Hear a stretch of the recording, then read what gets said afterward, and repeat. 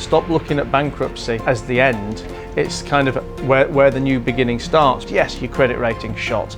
Yes, people think you're an idiot or people are pissed off with you. Yes, it brings with it other problems, but I think it also brings with it a cleansing and a clarity, and if you understand it properly and you then deal with it properly, it brings you the ability to start with a clean slate. Today I'm with Matt Haycock, who is an entrepreneur and has run a number of different businesses and is going to share with us the journey of his idea. I'd always wanted to be in business, own businesses, work in the business environment. But my parents were the complete opposite. My mother particularly was very adamant about education. I was going to be a doctor or a lawyer, or even if I wasn't going to be a doctor or a lawyer, I was certainly going to do 3 or 4 years of uni. So the compromise was I was going to go to uni and work in a family business at the same time, and do the two things together. Anyway, 6 weeks into being at uni, it was just never going to work. I seem to be the only one of all my friends that actually had some uni work to do.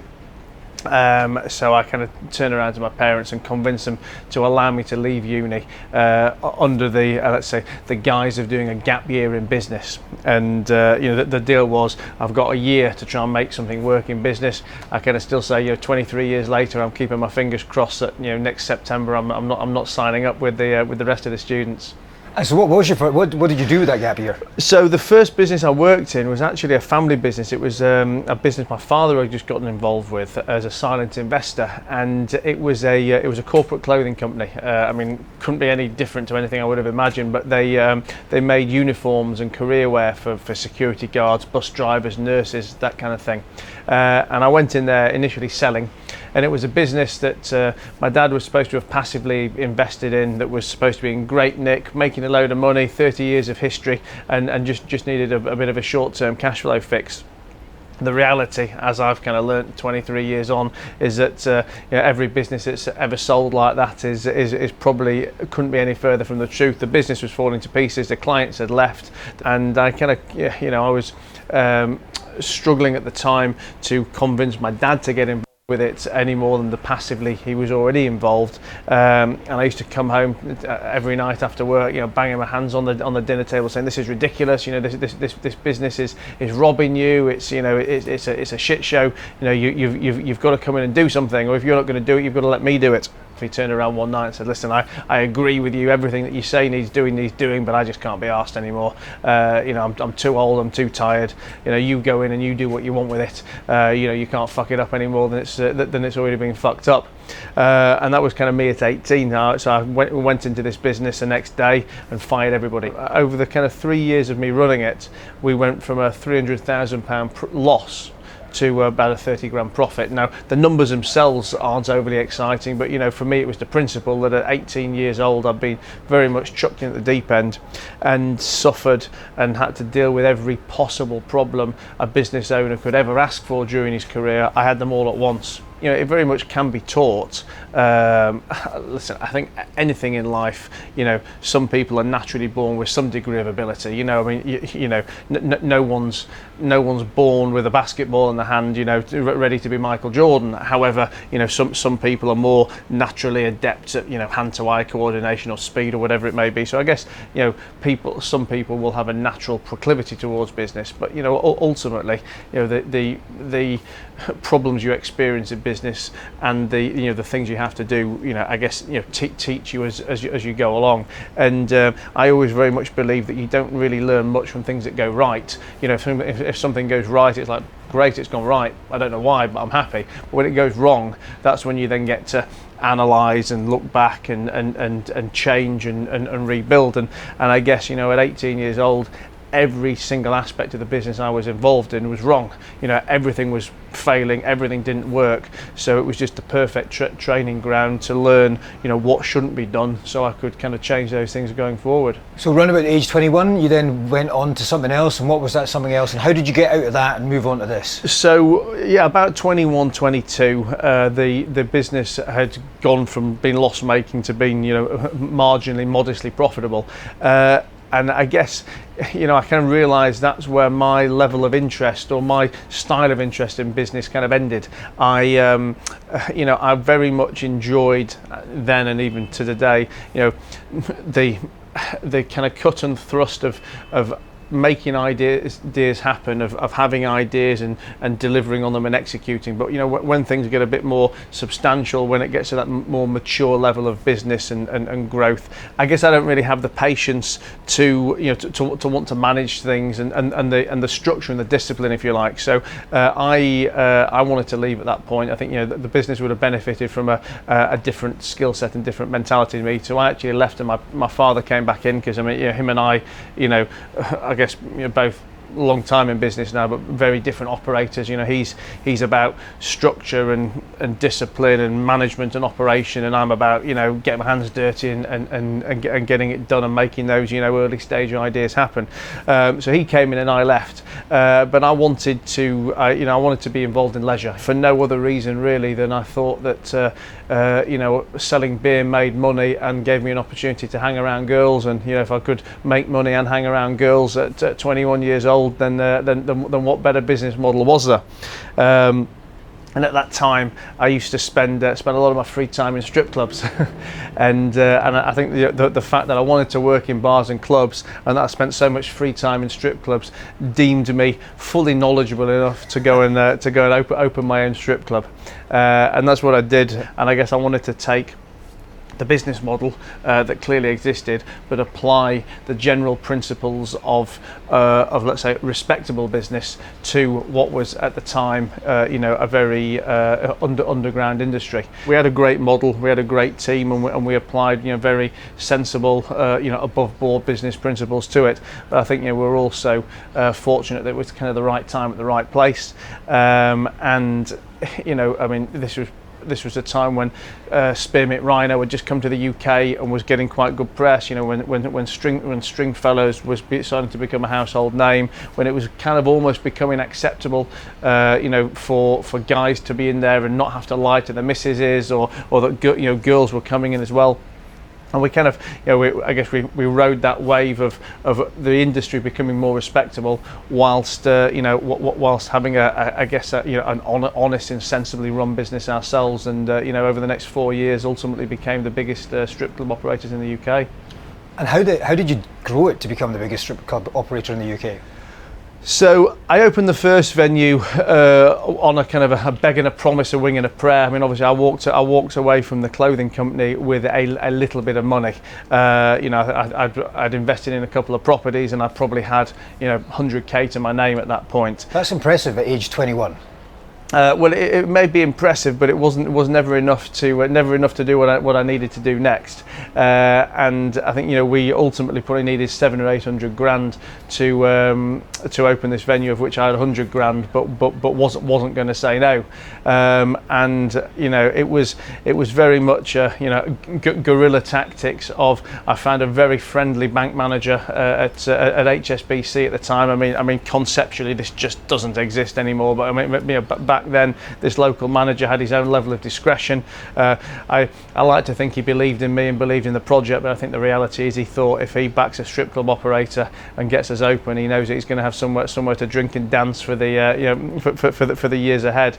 But he between my 100 grand and an overdraft he gave me, it gave me enough money to actually take on the premises, and I managed to convince a builder to build the place and get paid on the back end once we'd opened. And I mean, I remember literally, the day we opened, we were probably down to our last 50 quid in the bank, and I'm thinking this place better work. It hit the ground running, and ultimately we were able to pay off all the obligations that we'd made over the previous few months of trying to open the place.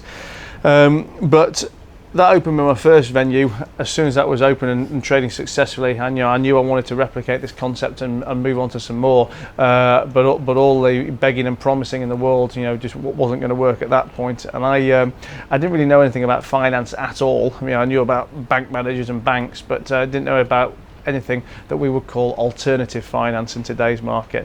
And I remember getting introduced to a guy who said, "Oh, I do asset finance. I can do a sale and lease back on your air conditioning unit for you." I didn't even understand what this guy meant. I remember him coming to my office with a piece of paperwork, asking to see the invoices of the air conditioning system that I bought.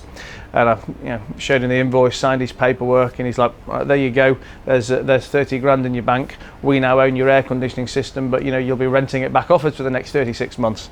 I think even then when he said that, I still didn't really understand what he meant, but he was just like, I was like, wow, I've got 30 grand in my bank. I can use that towards the next venue. What else can I sell you? Can I sell you my fridges? Can I sell you my tables and chairs? And really that was my kind of first foray into asset finance, alternative finance, and over the next 4 or 5 years, I guess I met with every kind of small and medium ticket finance company I could get my hands on in the UK, on a kind of an unquenchable thirst for cash to go and open new venues. And we opened, well, at our peak we had 11 venues trading and three or four ready to be open. But again, this was 2004, 5, 6, 7. It was the days of what I call easy money.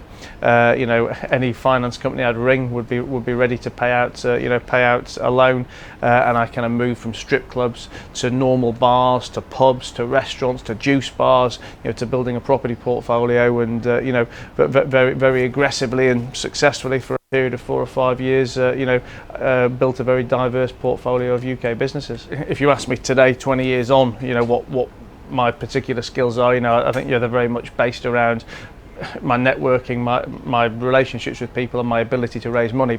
Listen, there's always great business stories of people who've done things on a shoestring, or taken a £1,000 investment from your great grandma and parlayed it into a multi-billion-pound business. But I think ultimately these stories are few and far between, and the reality of scaling a business, particularly in today's world, which is much more competitive in any market that you're in, you've got to have cash. You've got to have access to cash, and whether that's from investors or funding lines or guerrilla tactics, you do need access to cash. So this thing's on fire through good luck, good fortune, and obviously some degree of skill. You've built this killer business. You see it stopped. What happened? So we were over-geared to the extreme. Across that 4 or 5 year period of growing the strip clubs and of building the other businesses, I've raised something like 35-40 million quid. But it was all on pretty short-term, pretty expensive interest rates. Back then, our average cost of funds was in excess of 20%, and our average payback time was 36 months. And all of the businesses we had, were pretty profitable and cash generative. But it doesn't really matter how much profit a business generates or how cash generative it is when you've got to pay that investment back over 24 months, 36 months. And we were effectively always running to the wire, if not running on negative cash flow until we opened another venue. And we always knew that ultimately it was unsustainable. I think we got to the beginning of 2008, where initially we'd been shunned by the mainstream banks because, at a retail level, we were a reputational risk, in the strip club sector.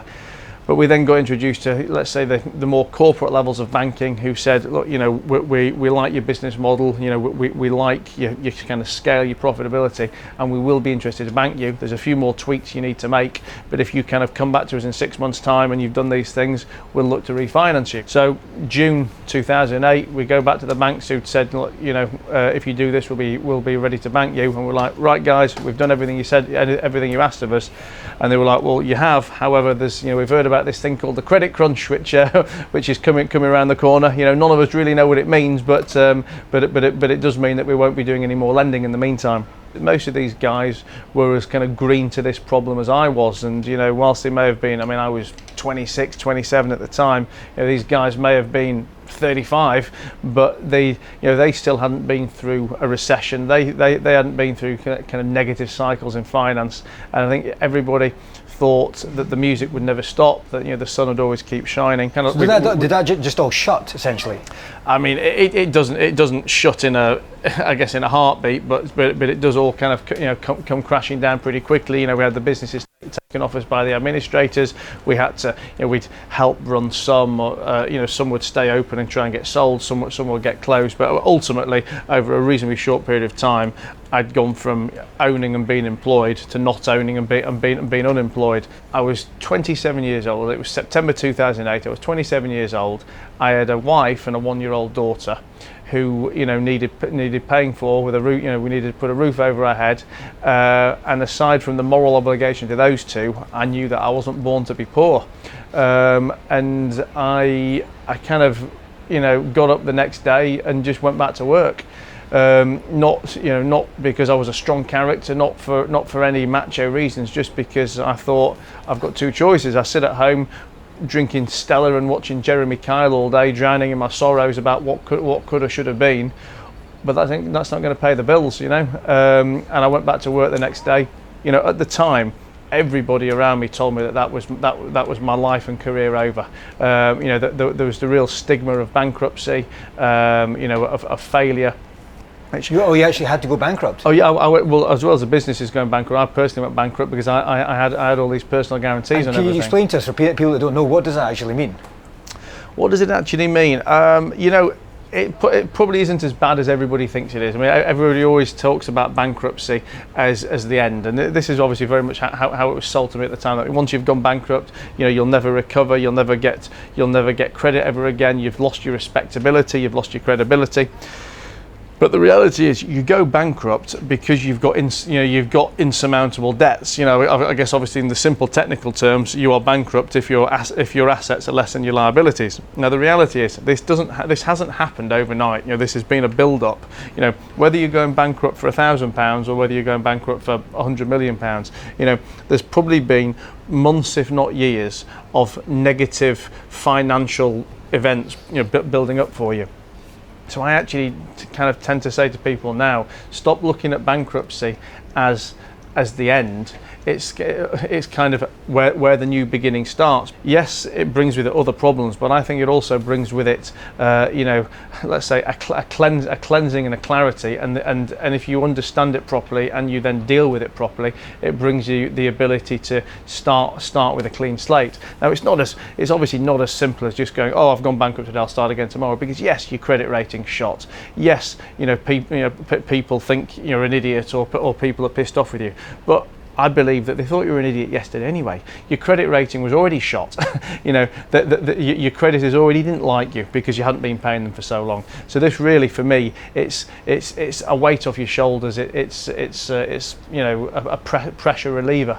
And so there was no dusting yourself down. There was literally just kind of getting up off one seat and sitting in a different seat. So what was the new seat you decided to sit on, and how did you decide what to do after this event? In the run up to the end of the leisure businesses, I also had a finance company where I was lending a bit, and I was also broking finance deals. And I'd done this because I'd spent so long being a borrower that I deemed that qualified me to be a lender. And even before I was lending myself, you know, a lot of my business peers were coming to me saying, oh, do you know who I could raise some money for this from, or do you know who I could raise some money for that from? Because I guess what I learned then is that no matter how experienced people are in business, raising money is a skill set in itself. You know, and I'd meet many successful business people who were successful in business, who were wealthy personally, but when it comes to actually raising money or knowing lenders, etc., you know, they didn't know where to start. So I'd accidentally fallen into, you know, I guess broking and advising some of these people, and I kind of naturally at the time fell back into bars and clubs as well. You know, started to open and rebuild that, and started to rebuild the finance business, and that took me from kind of 2008 to 2013. 2013 I was 32. I'd run bars and clubs in some shape or form for nearly probably 14 years, and I was tired of it, to be honest. You know, I kind of worked all day in the office. I worked all night in the bars, so even if I wasn't working in them, I was entertaining in them or visiting them. So I didn't sleep good. And one day I just decided enough was enough. Wrapped up my interest in leisure, and from 2013 onwards, I've purely been in the finance business. I mean, you're still an incredibly young guy for having achieved so much success. What's next? You know, I think what I do now will be the backbone of business for the rest of my working life, for two reasons. One is, you know, I very much love lending, because I mean, I guess in its simplest terms, it's something I understand and that pays me very well. But also, it gives me great exposure to all kinds of other businesses. You know, from very stable, experienced old businesses through to new start businesses, through to problematic businesses, and everything in between. So I think, you know, by virtue of what I do, I get great exposure to all kinds of companies, which then gives me the ability to work with or advise or invest in some of those companies as well. You know, and I just love being around business. I love being around business people and new ideas, and also I love being around problems and, you know, and hopefully solving those problems. So I really can't see me doing anything else. I mean, you could argue I'll end up in some different sectors by virtue of the fact that I've lent to a sector I've never lent before, or invested in a sector I've never invested in before. But you know, this will be me until the day I die. If you met your younger self in the strip club tomorrow, what would you say to them? I think my biggest piece of advice to myself would be that ultimately no great success happens alone. And I think, you know, it's something I've learned and appreciated over the last 4 or 5 years.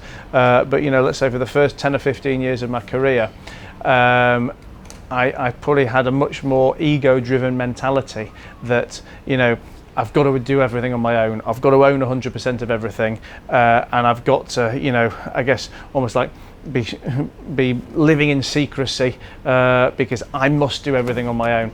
And whether I learnt it by accident or you know, or someone teaching me something at some point, I can't particularly remember.